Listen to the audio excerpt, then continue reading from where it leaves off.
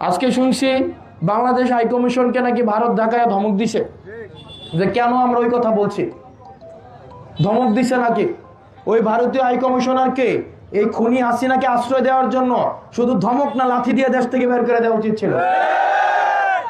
আপনি আমার দেশের সন্ত্রাসকে আপনি পেলে পুষে বড় করবেন, তাদেরকে ট্রেনিং দিবেন, তাদেরকে অর্থ দিবেন। অন্তত 30,000 আওয়ামী লীগ কর্মী আছে পাসপোর্ট এবং ভিসা ছাড়া ভারত আশ্রয় দিয়ে রাখছে, রাখে নাই? তো আপনি আমার দেশের সন্ত্রাস আপনি পালবেন, বাংলাদেশকে আপনি ডিস্টেবিলাইজ করবেন, আর আমি আপনার সাথে বন্ধুত্বপূর্ণ সম্পর্ক রাখবো, এত ঠেকা পড়ে নাই।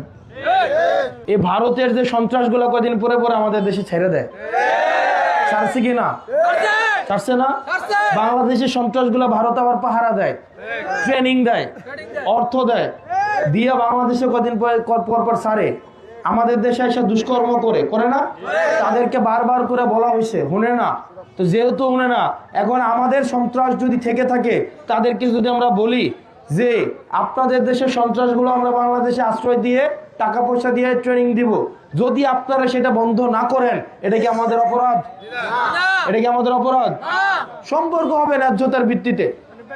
আপনিও সন্ত্রাস ছাড়বেন না, আপনার সার্বভৌমত্ব আমরা সম্মান করব, আপনার সীমান্তের প্রতি আমাদের সম্মান থাকবে, কিন্তু শর্ত হইল আমার সীমান্তকে আপনি কি করতে হবে?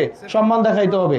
আপনি যদি দেখা মাত্রই গুলি মারা এই পলিসিতে বিশ্বাস করেন, আমি তো আপনাকে দেখা মাত্রই সালাম দেওয়া নীতিতে থাকবো না। আপনি যদি আমাকে দেখা মাত্রই গুলি করা নীতিতে থাকেন, আমিও আপনাকে গুলি না করতে পারি, অন্তত ঢিল ছুঁড়ে সেই প্রতিবাদ জানাবো কিনা?